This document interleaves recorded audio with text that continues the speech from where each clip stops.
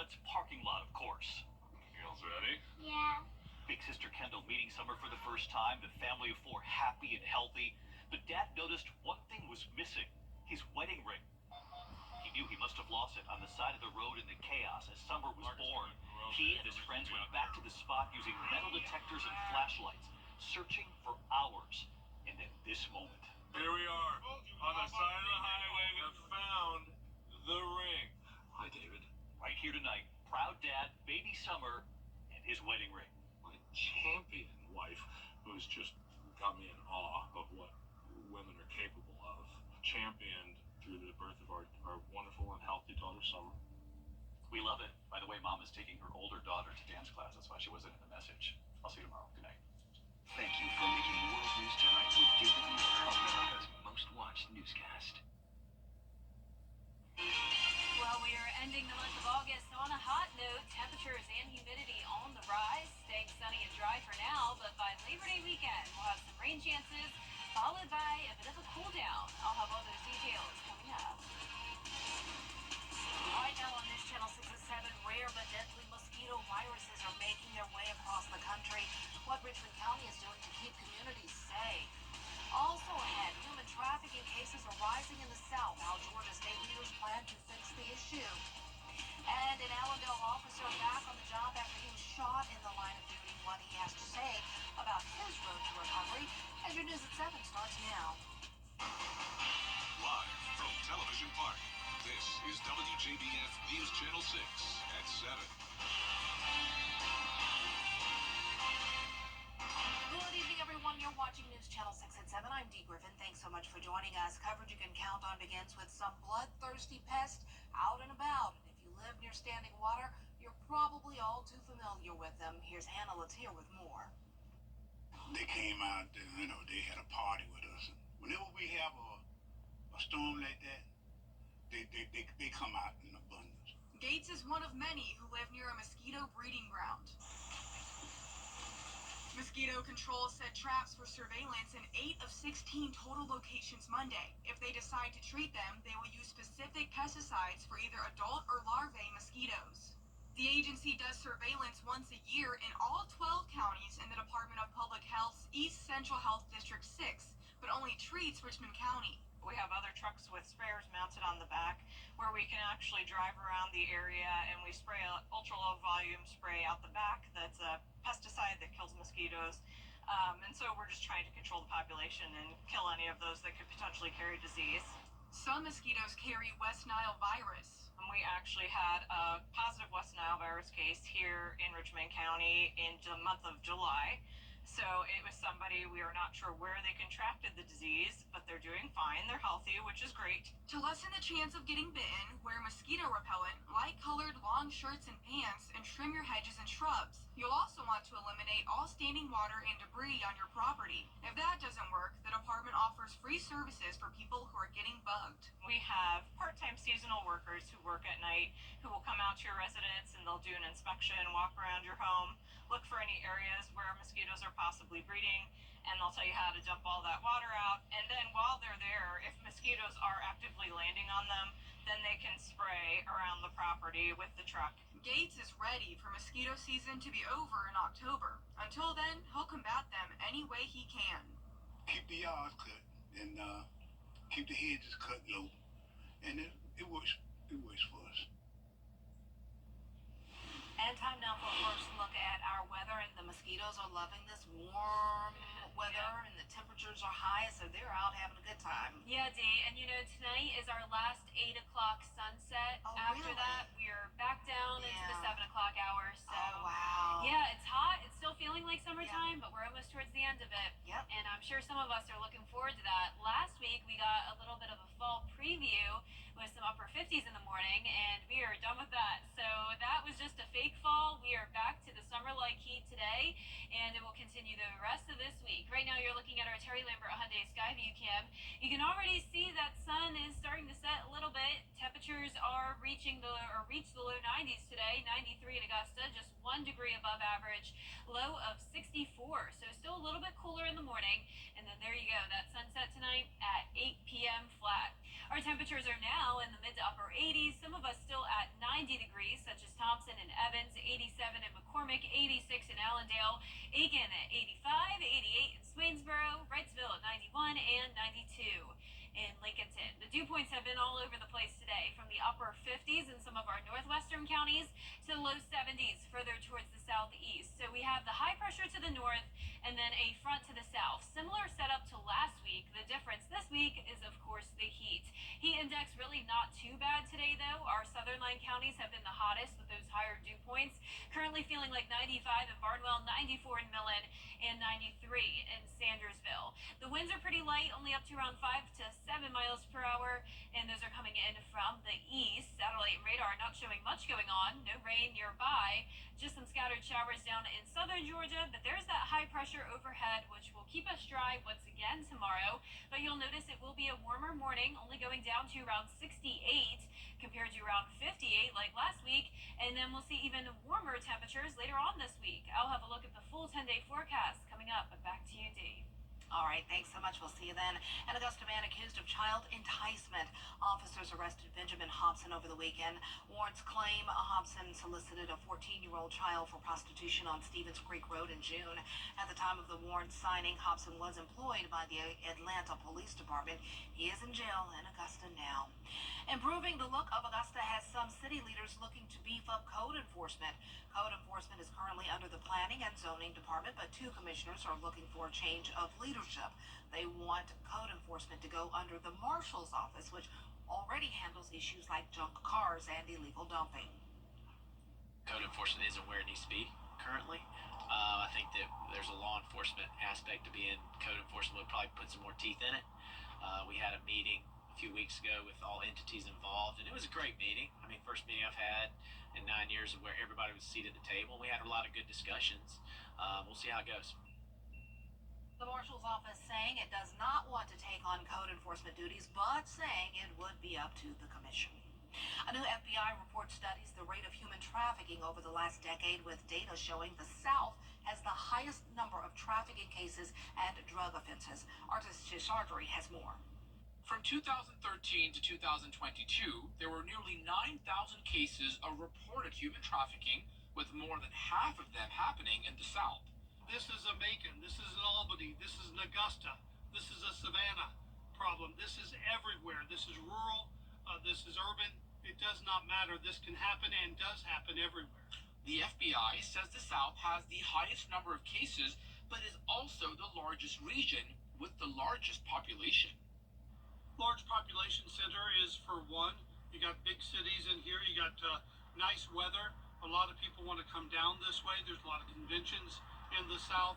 A lot of interstates, main interstates that transgress all the way through the South.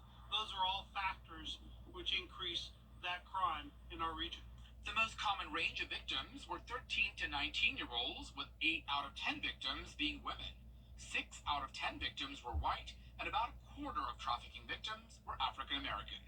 Maybe you see somebody at a store repeatedly who's always with a different adult, or the same adult is not their parent, but they're letting that adult make all the decisions for them and speak on their behalf all the time. Those are all potential signs of human trafficking. The FBI says there are more than 90 task forces across the country to investigate human trafficking cases. And one big myth that is out there is that these victims of this crime are being kidnapped. That is just not the case in almost all the cases. This is a crime of opportunity. It's a crime of psychology. These victims are being groomed into this situation. They're not being nabbed off the street. During the trafficking busts, FBI investigators say marijuana, meth, and cocaine were the top 3 reported drugs recovered. Reporting in Atlanta, Archit Seshadri, Atlanta Bureau Chief. Labor Day is 1 week from today, and to ensure everyone enjoys their time off safely, Highway Safety in Georgia and South Carolina are kicking off the Hands Across the Border campaign. You can expect to see more law enforcement on busy roads during the week and long event. According to Georgia Safety, Highway Safety 2023 was the deadliest Labor Day holiday weekend in the state in the last 15 years. 40% of those that were killed in Labor Day holidays were between the ages of 16 and 34. That's our future. That's the people that are when I'm gone and when you're gone, those are on for us, and we just want everybody to get there and be mindful, get home safe. Hands Across the Border runs through Labor Day. DUI checkpoints will also be set up. A local officer back at work tonight after he was shot. He credits his family for his recovery. Here's Aiken Bureau Chief Sean Cabbage-Talk. You have to reach deep. There's things that you go through and you don't realize sometimes who you are completely until you go through it. On April 27th, Sergeant James Hall, a veteran with more than 20 years on the force, was working overtime. Investigators say he was shot while responding to a call near Razor Road and Carroll Street. He was alone and wearing his bulletproof vest. His wife, deeply shaken when he called her from the hospital. That was probably one of the hardest things I had to do. Hearing her breakdown on the phone. That day, she knew I was at the hospital and asked, and then when I told her, you can just hear it in their voice, and that takes a lot. Sergeant Hall showed News Channel 6 what's left of his car. The back glass is shattered and wires are exposed. He also showed us his scars. You got this one. There's a scar right here where it came out. As he recovers, Hall hopes to return to active duty soon.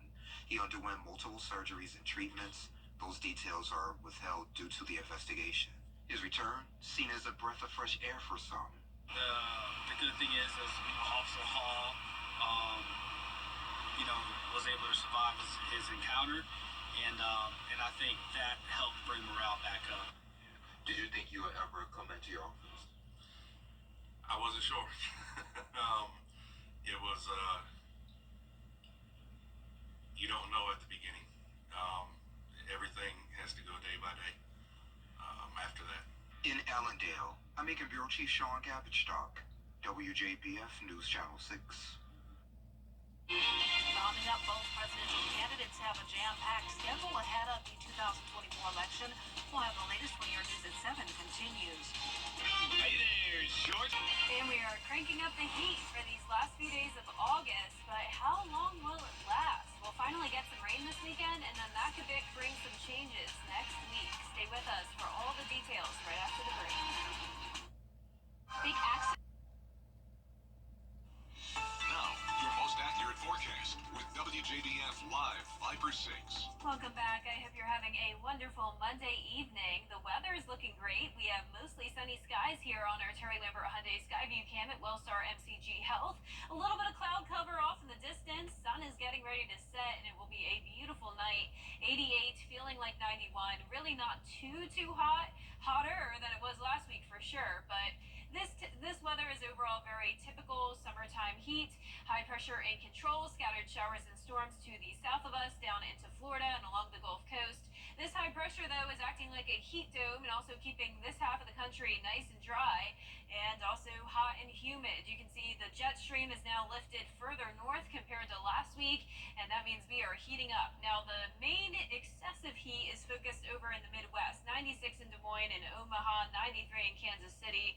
For us, this is nothing we can't handle. We are not under any heat alerts here in the CSRA. All of those alerts are in the Midwest, places like Iowa, Minnesota, and Illinois, all under an excessive heat warning. Temperatures for us are anywhere from around 84 in McCormick down to 89 in Louisville, 90 in Wrightsville. Aiken, you're at 85, 88 in Barnwell, and 90 in Wrightsville. Tomorrow, we will be starting out in the upper 60s, so not as chilly as it has been over the past few mornings. We'll be going up to 93 in the afternoon. Nice sunny skies. Heat index back to the triple-digit mark tomorrow, and then possibly up to 104 for Thursday. High temperature up to 96. Now, today is August 26th, and that was the earliest day that we have ever had our last 90-degree day of the season. So it's possible that it could happen. And it may have seemed like it was last week when we had those mid-80s, but that was a false fall. On average, it's all the way until September 26th, where we have our last 90-degree day. Notice the average high for September 1st is still 91 degrees. As we go into October, that's when we start to see those mid-80s. And you can get a sneak peek on how this fall is shaping out weather-wise with the latest Beyond the Forecast. Be sure to click on that on WJBF.com, and you can read all about it with meteorologist Miller Hyatt. For Labor Day weekend, temperatures temperatures will be going back to around average, around 91 to 93 degrees. And we finally have a chance of rain. We've been under a pretty dry pattern lately, but introducing a 30% chance Saturday and Sunday, 40% for Labor Day itself. Now, here's a look at that future cast. So let's just jump ahead to Friday since it will be dry until then. There's a cold front coming through. A lot of this rain will break apart as it moves into some dry air, but we will have a decent chance of rain Saturday night and then again Sunday night as this front stalls out over the area. And then after that, it does look like next week we could be in a very wet pattern. Our lows tonight will be in the mid-60s to low 70s. Highs tomorrow will be in the mid-90s for the most part. And that 10-day forecast showing the temperature is going up and then going back down. So 96 for Thursday, 91 for Labor Day. And then check out next week, going with 85 for Wednesday and Thursday. It does look like we'll have some overcast days with high chances of rain and quickly going back to those 80s. Okay, up and down. Well, Yeah, not roller too bad. coaster temps again. Yeah, at least as long as we don't hit 100, I'm good. Yeah, it looks like we're staying away from that at least. Good. All right. Well, still ahead, 2 astronauts will be in space for longer than expected. An update on their prolonged trip when coverage you can count on continues. When someone walks in, Now to the astronauts who just learned they won't be returning to Earth for several more months. A far longer trip than expected because they're hitching a different ride home. Here's Andrew Dimberg with the story. Liftoff of Starliner Atlas V. It was a mission that was supposed to last 8 days, but now 2 astronauts at the space station have been told their trip will last 8 months. The decision to keep Butch and Sonny aboard the International Space Station and bring the Boeing Starliner home uncrewed is a result of a commitment to safety.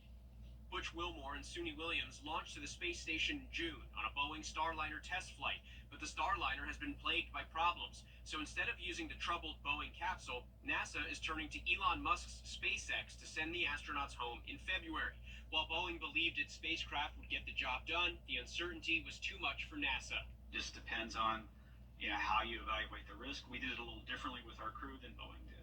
Boeing employees tell the New York Post the situation is humiliating, with one saying, "It's shameful, I'm embarrassed, I'm horrified." Boeing saying in a statement, the company continues to focus first and foremost on the safety of the crew and spacecraft. The astronauts' families now reacting to the news that their loved ones won't be returning home for another 6 months. Suni Williams' husband, referring to space, said it's her happy place. While Butch Wilmore's family tells Good Morning America they're praying for a safe return on whatever spacecraft that may be. Meanwhile, this is a big week for SpaceX. Tomorrow, the company will launch Polaris Dawn, a 6-day mission that will attempt the first ever spacewalk conducted by a private company. Andrew Dimberg, ABC News, New York. This is Greg Hodges from Stokes Hodges. just start stuff. Kamala Harris is tough. I'm Kamala Harris, and I approve this message. Rapper Gunna says he'll give dozens of families in his hometown of South Fulton, Georgia, $1,000 per month. He contributed $500,000 to a guaranteed income program. The money will be used to provide $1,000 stipends for at least 30 families for 1 year. The mayor of South Fulton says the money will go a long way in addressing economic disparities. That is so wonderful that he is doing that, and he is definitely one of one. So thank you to Gunna, and I'm sure he's pouring out so many blessings, and they will come back to him. That's very thoughtful. Yeah, Very it really thoughtful. is, and those people really make a difference. Yeah, so we love to hear this kind of thing. So a lot of rappers get a bad name, but thankfully Gunna is doing something to make a difference. Yeah, totally agree. So happy to see a story like that. Well, our 10-day forecast showing really nice weather for now. It's going to be sunny and dry. Now, it is going to be hot, though, but typical summertime heat for the most part. 94 tomorrow, 96 for Thursday, down to the low 90s Labor Day weekend, 30 to 40% chance of rain. Then it looks like by the middle of next week, it will be cloudy, rainy, and cooler. All right, thanks so much for joining us for this edition of News Channel 6. We're always with you at WJBF.com. Entertainment Tonight is next.